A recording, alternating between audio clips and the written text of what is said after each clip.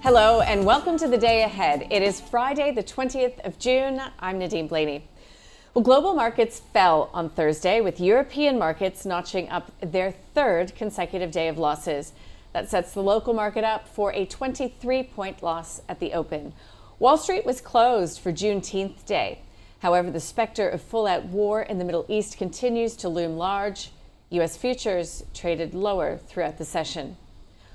Oil prices rose, jumping 3%. Brent crude hitting its highest close since January the 22nd, up close to 3% to $78.85 per barrel. Gold prices were little changed. Platinum, though, slipped after scaling its highest levels since September 2014. Spot gold was down 0.1%. Copper futures dipped, and aluminium futures shed 1.2%. The Bank of England held interest rates at 4.25% as expected, but said it's focused on risks from a weaker labor market and from higher energy prices as that conflict escalates in the Middle East. Governor Andrew Bailey saying that the world is highly unpredictable. He'll be looking carefully at how those signs feed through to consumer price inflation. Now, the Swiss and Norwegian central banks eased monetary policy, pointing to weaker inflation.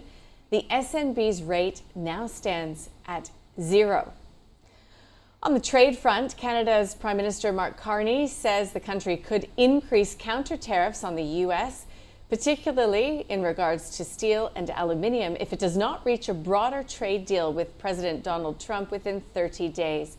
The U.S. president increased import duties on steel and aluminium to Canada to 50% from 25% earlier this month, with the two leaders agreeing to wrap trade and security negotiations by July the 21st.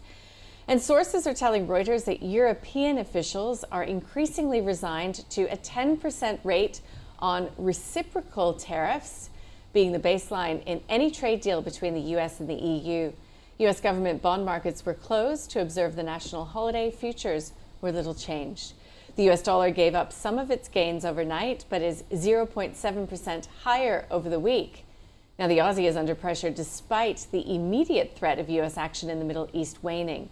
U.S. President Donald Trump said he would decide within 2 weeks whether or not to strike Iran.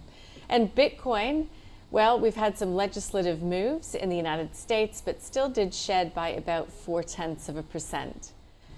Now, there is not a lot on the agenda here locally today. New Zealand's market is closed for a holiday. We get inflation in Japan, retail sales in the UK, and the Philadelphia Fed Index is due tonight. And U.S. markets, of course, will reopen. That does it for the day ahead. I'm Nadine Blaney. We'll see you next week.